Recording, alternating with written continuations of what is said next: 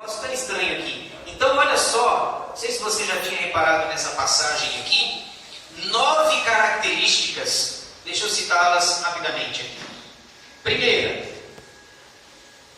Primeira característica é que esses demônios, eles têm o quê?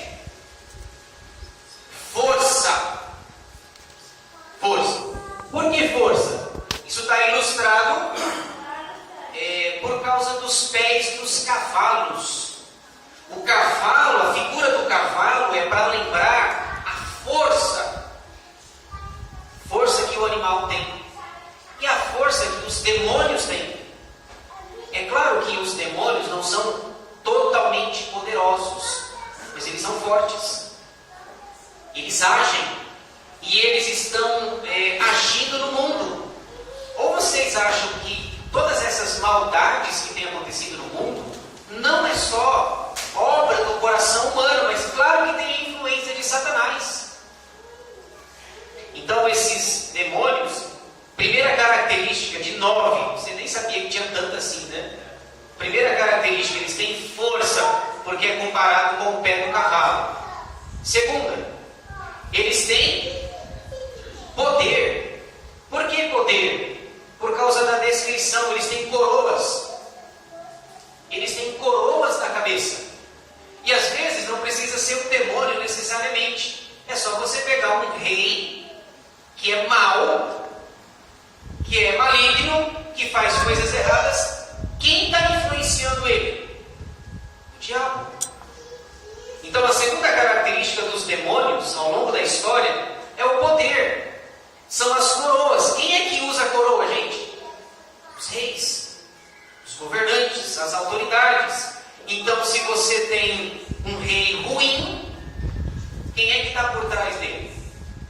Ainda que não visivelmente, Satanás, o diabo, certo? Então, poder, por causa das coroas. Terceira, ele tem inteligência. Como que eu sei que ele tem inteligência? Por causa do rosto. Ele tem rosto como de homem. São seres inteligentes. O demônio, os agentes do diabo, eles vão procurar o ponto fraco das pessoas para atingi-las. São inteligentes. O diabo nunca vai tentar você numa área que você é forte, porque ele sabe que vai perder seu tempo, vai perder o tempo dele. E a Bíblia diz que a gente não deve ignorar os desígnios de Satanás. Sabe por quê? Até porque, lembra que ele não está lá no Éden? Satanás, é muito velho, muito antigo, e ele sabe muitas estratégias. Se ele sabe que numa área eu sou forte, ele fala, eu preciso vasculhar a vida do pastor Edivaldo e ver no que ele é fraco, para eu poder derrubá-lo, porque derruba o pastor, a igreja perece junto. Então os demônios são inteligentes. Quanto mais tempo de vida, mais experiente, né? Vamos dizer aí que Satanás já tem uns de 8 a 10 mil anos trabalhando, gente. Eu vou falar a minha idade aqui, viu? Vou confessar, viu? Alguns vão dizer que é mais, outros que é menos. Sempre há uma dúvida sobre o Ibope, né? 2 pontos percentuais para mais ou para menos. Eu tenho 36 anos. Não parece, né, gente? Acabado, eu falei? Sempre tem intriga da oposição, viu, Jefferson? A gente quer ilustrar, mas não dá certo, viu? Eu tenho 36, o diabo tem entre 8 mil a 10 mil anos trabalhando. Você acha que ele não é experiente, não, gente? Trabalhando desde o Éden? Não, não come não. Aliás, come, não vai acontecer nada não, viu? Deus falou que vocês vão morrer? Não vai morrer coisa nenhuma. E aí, comeram e olha nós aqui. Tomando café. Sem bolo. De mim. Brincadeira, viu? Ela vai ter insônia hoje. Vamos lá. Quarta. Sedução. A sedução é por causa dos cabelos. O diabo é sedutor. Quando ele não consegue pela violência, ele vai pela sedução. Lá no Éden é sedução. Certo? vocês vão ser conhecedores do bem e do mal, vocês vão ser como Deus, etc. Quinta, violência. A violência, no versículo 8b, é caracterizada por causa dos dentes. Verso 8, tinham também cabelos, como cabelos de mulher, os seus dentes, como dente de leão. Como que é um dente de leão, gente? Dá para fazer um estrago, não dá? Então ele tem violência. Sexta, resistência. O diabo é resistente por causa das couraças, da armadura que ele veste. Olha aqui, ó, aqui no seu peito. Vocês sabiam que tinha tanto significado nessa imagem aqui? Então é uma imagem simbólica para falar dos demônios e as características que ele usa para pegar as pessoas. Tem mais, não acabou não. Sétima, agilidade, por causa das asas. Por causa das asas. Então olha só, ele tem duas asas grandes, sua agilidade, sua velocidade. Oitava, veneno. Por que veneno? Por causa da cauda, né? Olha só, aqui ó. Então a ideia é a seguinte: olha como Deus é sábio. Numa imagem, Ele usa tudo aquilo que nós conhecemos. Todo mundo conhece um escorpião e morre de medo, não é assim? Todo mundo tem medo da cauda do escorpião, porque ela tem venenos. Olha, se você for picado por um escorpião e não tomar as devidas providências, você morre. Certo? Então, é claro que isso não pode ser literal, mas o diabo é venenoso. Ele oferece as taças para você, ele oferece os prazeres para você, mas no final ele pica você, você morre. O salário do pecado é a morte. Nona, destruição. Por que? Esse aqui eu quero ler, versículo 11. Ele tem dois nomes. Versículo 11. E tinham sobre eles como seu rei. Quem é o rei dos capetinhos, gente? É o capetão, né? Satanás. E tinham sobre eles os demônios. Aqui ó, os demônios são ilustrados aqui pelos gafanhotos, ó. É um bando. Olha o tanto que tem aqui, ó. Aí o texto diz: o anjo do abismo, Satanás, cujo nome em hebraico é Abaddon, e em grego Apolion. Abaddon para quem lê hebraico, Apolion para quem lê grego. Mas o significado é o mesmo, o seu caráter destruidor. O que diz a Bíblia lá em João 10? O diabo veio para roubar, matar e destruir. Olha aí. É a mesma coisa, ele está só repetindo. Abaddon e Apolion é o que Jesus já tinha falado em João. Caráter destruidor. Ok? Então olha só. Numa imagem Deus conta, olha o tanto de coisa que Deus usa numa imagem. Eles dizem que uma imagem vale mais do que 1000 palavras, não é assim? Agora veja, 9 características. E o mundo, o mundão aí, Satanás pega a pessoa em uma. É impossível não cair em uma dessas aqui. Ou a pessoa cai em uma, eu estou sendo bondoso, viu? Tem gente que cai nas 9 mesmo, né? Cai nas 9 características. E a gente precisa estar atento, precisa ser vigilante. O diabo não pode tocar a nossa vida, mas ele pode nos afastar de Deus, ele pode nos afastar da comunhão. Agora, ele não pode tocar a gente, né? Agora, quem não tem Deus? Olha a mercê de quantas coisas ele está. Complicado? Então, a águia vem e diz assim, olha, o primeiro ai fala do anjo do abismo, Satanás. Agora veja o versículo 12. Vai piorar. O primeiro ai passou. Eis que, depois destas coisas, vem ainda 2 ais. Faltam 2. Está faltando mais 2. Vamos ver então mais um. Sexta trombeta. Apocalipse 9. a sexta trombeta vai cair no rio Eufrates, versículos 13 até o 21. 4 anjos que estão presos, diz lá a imagem, né? Ali você tem uma imagem do rio Eufrates. 4 anjos que estão presos junto ao rio Eufrates serão soltos. Você lembra do rio Eufrates na Bíblia? O rio Eufrates, lá em Gênesis, no Éden, o Éden era cortado por 4 rios. O rio Tigre, a gente lembra desses dois, né? Tigre, Eufrates, tem mais 2, será que alguém vai lembrar? Não? Guion e Pison. Lá o Éden é banhado por 4 rios. O Guion e o Pison nós não temos mais história, a gente não tem relato deles. Agora o Tigre e o Eufrates continuam firmes. O rio Tigre e o rio Eufrates, eles estão hoje banhando um país que nós conhecemos como Iraque. País lá de Saddam Hussein, que já foi morto já.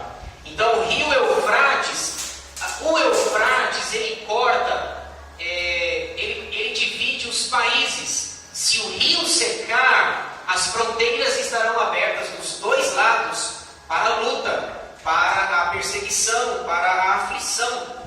Então a sexta trombeta caiu sobre o rio Eufrates. Veja aí o versículo 15, 9 e 15. Foram então soltos os 4 anjos que se achavam preparados para a hora, para o dia, o mês e o ano, para que matassem o quê? A terça parte dos homens. Percebem a intensidade do negócio? Antes era para atingir a natureza, agora é para matar os homens. Mas ainda tem 66%. Tem 2/3 dos homens que, apesar daquele bicho lá horroroso perseguindo eles ainda são preservados.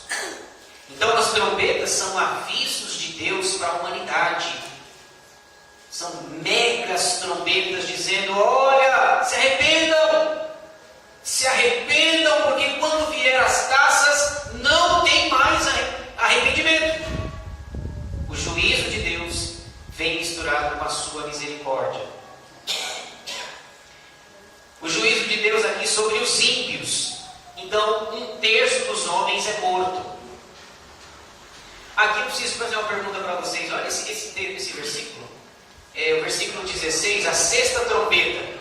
200 milhões de demônios na terra. O número é grande, né? Olha só, gente. Olha o versículo 16 aí.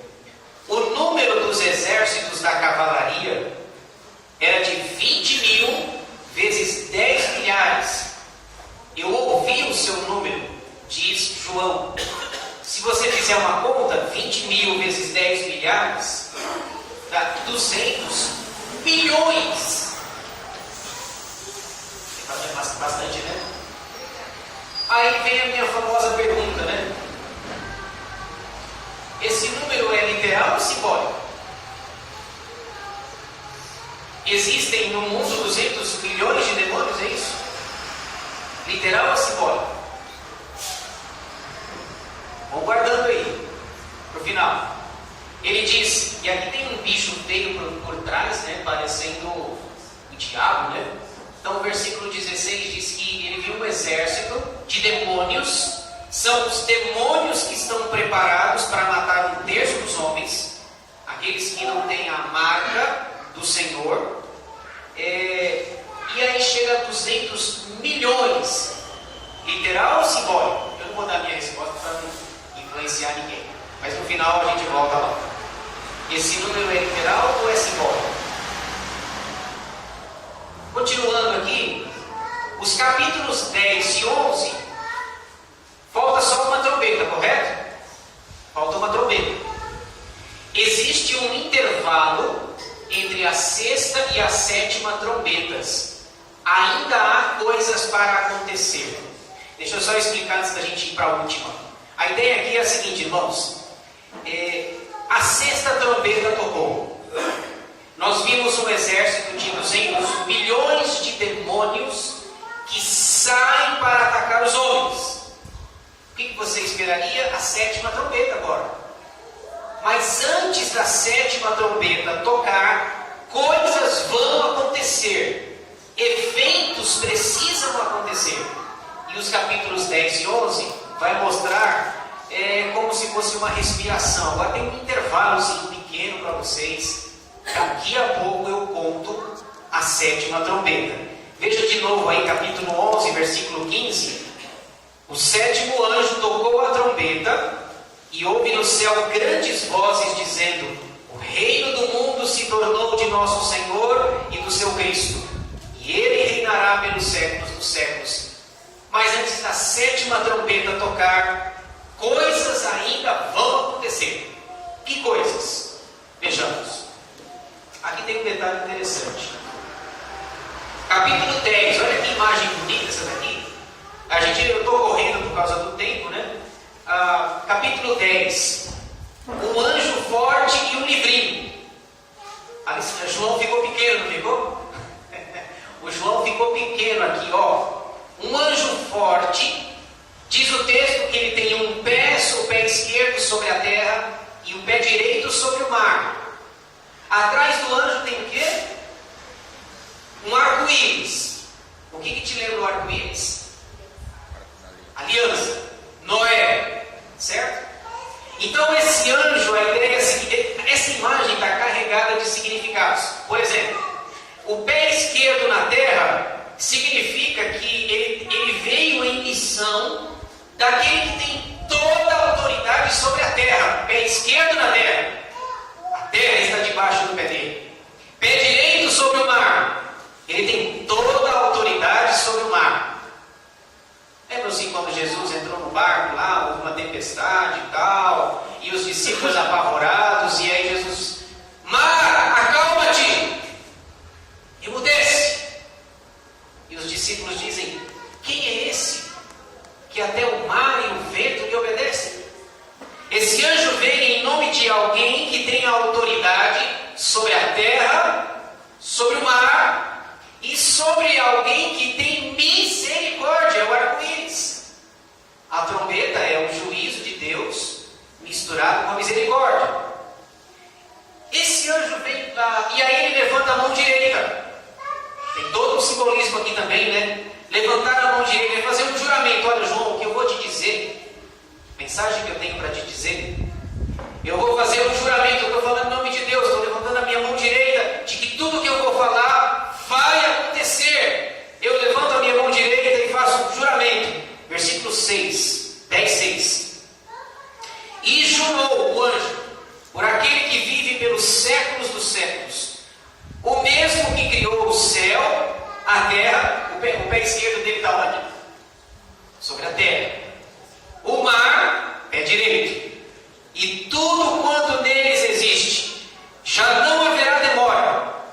Mas nos dias da voz do sétimo anjo, quando ele estiver para tocar a trombeta, ele está dizendo: olha, já foi a sexta, a sétima em breve tocará. Cumprir-se-á então o mistério de Deus, segundo ele anunciou aos seus servos os profetas. João, eu estou fazendo um juramento para você. A sétima trombeta vai tocar. Capítulo 11, versículo 15. E o reino do mundo vai se tornar de nosso Senhor e do seu Cristo, e ele reinará pelos séculos dos séculos. Antes disso, João, eu preciso que você faça uma coisa. Você coma aquele livro. Tem um livrinho ali? Olha lá.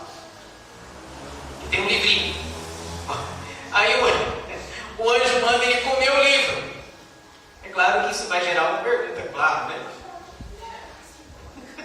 Aliás, Silvia, né? Aliás, até o final, o que eu vou perguntar para vocês de literal e simbólico não está no gibi, viu? Mas eu tenho que perguntar. Porque ele manda comer o livro, então a gente pergunta, né? Olha lá. João recebe a ordem de pegar o livro e comê-lo. Versículos 8 e 9.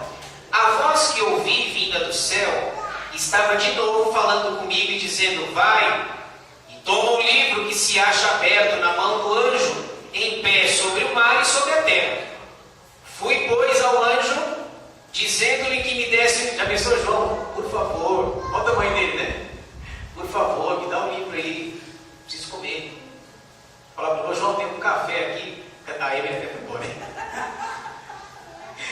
café aqui, é melhor tomar o café do que comer esse livro aqui, né? Coitado da Emily, viu? É brincadeira, viu? Fique em paz aí, tá bom? Versículo 9. Ele então me falou: toma-o e devora-o. Certamente ele será amargo ao teu estômago, mas na tua boca doce como mel. Eu trouxe um livrinho para vocês aqui. Um livro, talvez comer página não é muito agradável, né, Samuel? Aí o anjo falou assim: mas eu vou um pouquinho de mel aí. Ajuda, Silvia? Ajuda? A folha com mel ajuda, né? Vamos ver. Eu trouxe, então vamos ver. Aqui, tá aqui, para ninguém reclamar: nossa, o café é tão bom sem bolo. E aí, o café é tão bom, vocês querem que eu coma pergaminho com mel? Emagrece? É dieta? O que acontece, né? Aí, o versículo 10 diz que ele comeu. Versículo 10: tomei o livrinho da mão do anjo e o devorei. Comi, e na minha boca era doce como mel. Quando, porém, eu comi, o meu estômago ficou amargo. Então, vamos lá. Pergunta que a Silvia disse que eu faria, né? Isso é literal ou simbólico, gente? Ele comeu ou não comeu? Simbólico. Por quê? Chega lá e pergunta para ele, né? Você comeu aquele? Era gostoso lá? Literal ou simbólico? Resposta. Antes que gere uma pergunta no final, né? Simbólico. Deus não está mandando ele comer livro literalmente. E se você observar, o texto diz assim: quando ele come, a ideia, eu trouxe até um significado aqui, a ideia é internalizar o livro. A ideia é meditar. Lembra de Josué? Medita nesse livro quando? De dia e de noite. Não é comer o livro. É uma visão. O texto é uma visão. E aí ele diz: olha, quando eu comi foi doce, mas depois se tornou amargo. Sabe por quê? Porque a mensagem é doce para quem recebe e amarga para quem rejeita. Obviamente isso aqui não é literal. Tem outras coisas para você. Bem que mel é bom, né? Mel é gostoso, né? Então a ideia é, depois de internalizar o livro, ele recebe a ordem para pregar. Versículo 11. Vamos ver então o capítulo 11, para fechar aqui. Acho que mais 5 minutos eu termino. Capítulo 11, eu fiz um resumo aqui. O capítulo 11 vai falar da igreja. A igreja selada, percebida e glorificada. Vamos ver então. Olha como o negócio é complicado. Esse é o capítulo mais difícil do Apocalipse. Mais difícil. Eu tenho que explicar ele em 5 minutos. Esse capítulo é tenso. As maiores discussões giram em torno desse capítulo. O capítulo 20 é o mais polêmico. Mas o capítulo 11 é o mais difícil que tem. Eu vou mostrar para vocês aqui. Vamos lá.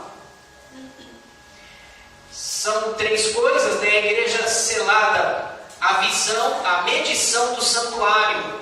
João tá bem velhinho ali, né? Versículos 1 e 2, veja aí, por favor. Foi-me dado um caniço semelhante a uma vara, e também me foi dito: dispõe-te e mede o santuário de Deus, o seu altar, e os que naquele adoram.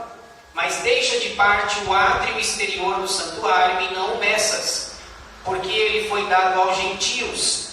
Estes por 42 meses calcarão aos pés a cidade santa. 42 meses, 3 anos e meio. A igreja é selada, a igreja é marcada, mas ela será perseguida. Então você tem uma varinha, João tem uma varinha de medir. Ao fundo você vê o templo de Jerusalém. Deus pede para João medir o santuário. Segunda parte. As 2 testemunhas. Vocês já ouviram falar das 2 testemunhas? Quem já ouviu, levanta a mão. Acho que quem nunca ouviu. Caramba, ninguém levantou a mão. As 2 testemunhas, versículos 3 a 14. Essas duas testemunhas, elas são tiradas lá de Zacarias 4. Zacarias capítulo 4, versículo 3 e de 11 a 14. Vocês conseguem ver dois homens aqui? Aqui, ó. Aqui tem uma árvore, mas tem um homem. Aqui tem uma outra árvore e tem outro homem. Deu para ver? Os homens ali? Que são as duas testemunhas.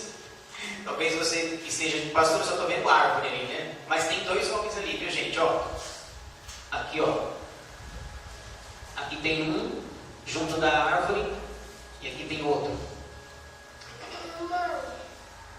Quem são as duas testemunhas? Isso daqui. Você precisa de 3 horas, viu, pastor, para explicar quem são as duas testemunhas. Quem são as duas testemunhas? Eu falei que esse é o capítulo mais difícil do livro. Olha só. Olha isso, gente. Existem 5 interpretações. 5.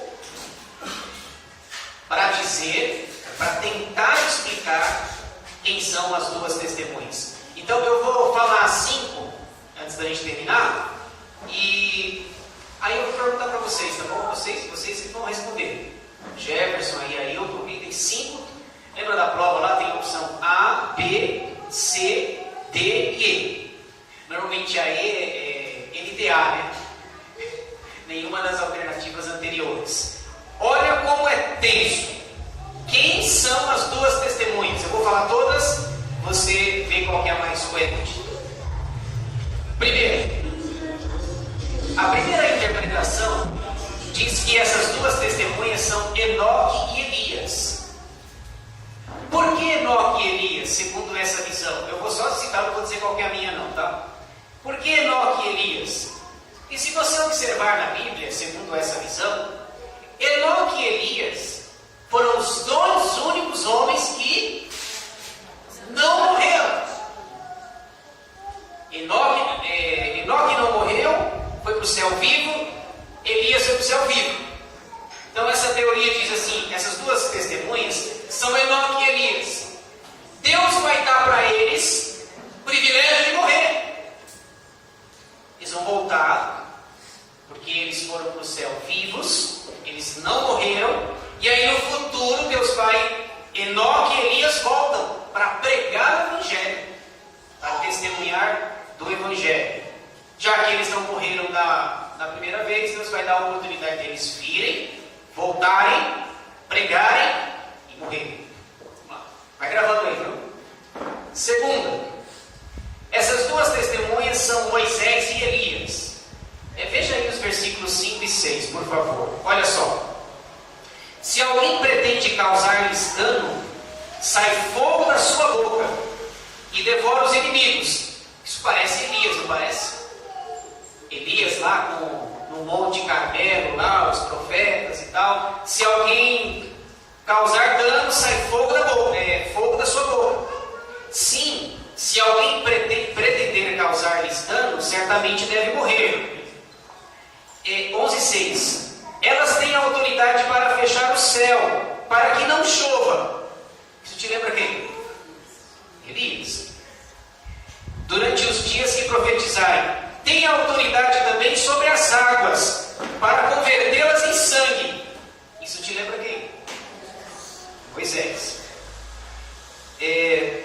Bem como para ferir a terra com toda sorte de flagelos, tantas vezes quantas quiserem. Isso te lembra quem? As pragas. As 10 pragas.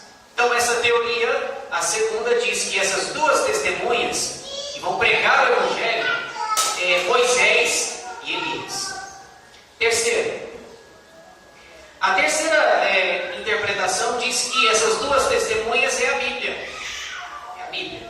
Olha como é diferente uma da outra, né?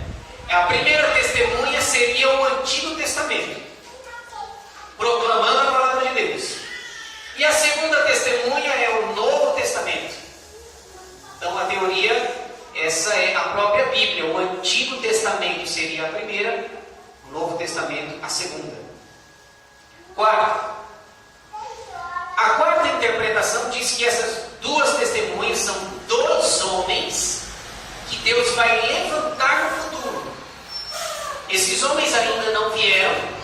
eles ainda não nasceram, mas eles vão nascer e eles serão testemunhas mártires. Eles vão testemunhar antes da 7ª trombeta tocar. Eles vão sair, essas duas testemunhas, esses homens especiais, vão sair por toda a terra pregando o Evangelho, para que aquele livrinho também faça efeito nas pessoas. E aí, quando elas pregam, esses dois homens que vão nascer no futuro, elas morrem. O texto diz que elas morrem numa praça, ficam estendidas, o corpo fica estendido na praça. O mundo comemora a morte dessas duas testemunhas. Então são dois homens que Deus vai levantar no futuro. Olha o trabalho que eu tenho para decifrar o Apocalipse, gente. A quinta interpretação diz que essas duas testemunhas é a igreja. Na verdade, segundo essa corrente aí, não são duas. As duas testemunhas é uma só. E essa que é uma só, ela tem a função e a missão de pregar o Evangelho por todo mundo. Essas duas testemunhas, elas representam toda a igreja. O papel da igreja ao longo da história: ide por todo mundo, fazer discípulos de todas as nações. Quem crer e for batizado será salvo, quem porém não crer está condenado. Então eu deixo para vocês aí, o que vocês acham? Qual das 5 aí? Quem são as duas testemunhas? Vamos lá, vamos fazer a votação, né? Quem acha que é a 1, levanta a mão. Ninguém? Vamos dar uma chance para eles voltarem aqui, gente. Eles voltam e morrem, né? Por que não? Deixa eles quietinhos lá no céu? 2. Quem acha que é 2? Tem gente que não vai achar nada, vocês vão ver, viu? Ajuda aí, meu pai. 3. Então, 1, 2, 3, 4. 3 é a Bíblia. 4. Vocês não acham nada, gente? Quinta. 1, 2, 3, 4. Empatado. 4-4. Entre a 3 e a 5. Vamos ver o anjo da igreja aqui. Que fria, né? Qual o pastor aí?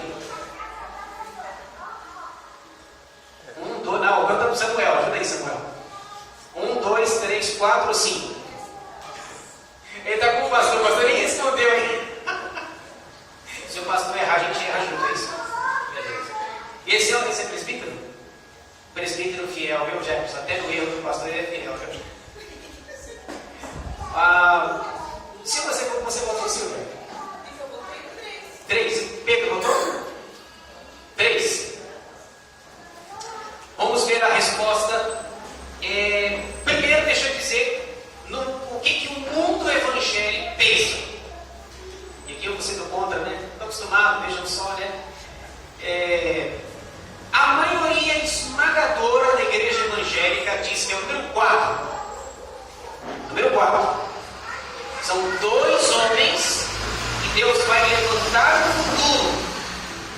2 homens especiais, 2 evangelistas, para pregar o Evangelho no mundo antes que a 7ª trombeta toque. Então 70% a 80% da igreja evangélica brasileira diz que é o 4. Aqui nós temos 4 dizem que é o 3, 4 dizem que é o 5. Vamos ver aqui a resposta da igreja presbiteriana, igreja reformada, e eu penso assim também, eu acho mais coerente. 5. Número 5. Na verdade, as duas testemunhas aqui não são literais. As duas testemunhas são simbólicas. As duas testemunhas é a igreja que é mandada pelo Senhor Jesus para pregar o Evangelho em todo mundo. Gente, não faz nenhum sentido você dizer que Deus vai levantar 2 abençoados para pregar o Evangelho. E se Deus vai levantar 2 abençoados lá, isso exclui a minha missão, viu? Não tem homem especial para Deus. Exato, e outra coisa, a missão de ir por todo mundo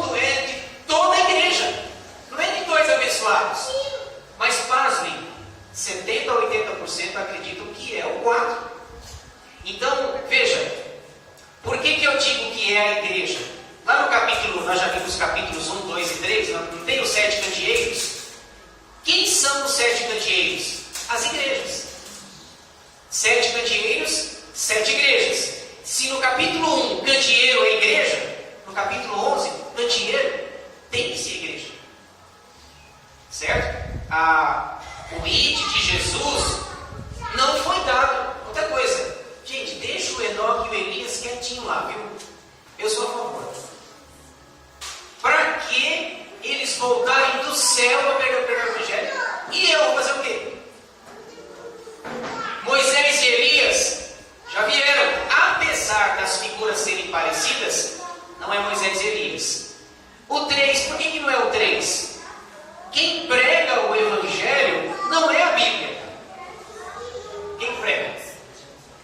A Bíblia é a ferramenta que eu anuncio. Bíblia não prega a Bíblia. Tem que ter alguém para falar. Não pode ser os dois abençoados aí, porque elimina a minha missão e a sua igreja. Olha o que eu coloquei ali, ó. Não dá para ver, né? Pregando na história. É a igreja. Ok? Se você observar, o texto vai dizer que elas sofrem, elas morrem. No versículo 14, para a gente fechar aqui. Passou o segundo ai, eis que, sem demora, vem o terceiro ai, a 7ª trombeta e a última. 7ª trombeta, olha só. O céu se abrirá e a arca do concerto será vista. Veja o versículo 19, o último. 11 e 19. Abriu-se então o santuário de Deus, e se acha no céu, e foi vista a arca da aliança do seu testemunho. E sobrevieram relâmpagos, vozes, trovões, terremoto e grande saraivá. Você lembra da arca da aliança lá no Antigo Testamento, né? 2 perguntas e aqui eu encerro. A arca da aliança está no céu? Tá ou não? O texto diz que isso aqui é lá no céu, né? A arca abriu-se então o santuário de Deus, que se acha no céu, e foi vista a arca da aliança, aquela de Moisés, que os sacerdotes deveriam carregar. Ela está no céu? Não? Nem no céu ela está, né? E por que diz que está no céu aqui? Agora ela vai correr agora, tudo esse pônei. Calma, viu? Cuidado. Segunda coisa. Esse diz que tem um santuário. Lá no céu tem templo. E esse templo é literal? Então veja, 2 coisas. A primeira é a gente saber se essa arca está no céu. O texto diz que está. Segunda, diz que tem um santuário lá. E tem um templo. Existe templo no céu? Existe uma igreja lá no céu? Construída? E aí? Não? Silvio? Não tem? Não sei como não tem. Veja. Primeiro, a arca não está no céu. Isso aqui é uma descrição simbólica. O que representa a arca no Antigo Testamento? A presença de Deus. Se a arca está, Deus está. Quando ele usa a arca da aliança, é para dizer agora, não precisa mais da arca, porque agora Deus está no céu. Agora, tem igreja, tem um templo lá no céu? Claro que não. Porque mais para frente a gente vai ver na Nova Jerusalém, lá não tem templo, lá não tem dia, lá não tem noite, não precisa de parede, não precisa de santuário, porque Deus é o santuário. Agora, por que João fala da arca da aliança? Por que ele fala do santuário? Porque as 7 igrejas da Ásia Menor conheciam as 2 figuras, conheciam a arca da aliança e conheciam o templo de Salomão. É para eles entenderem. Para fechar, então esse é o resumo das 7 trombetas.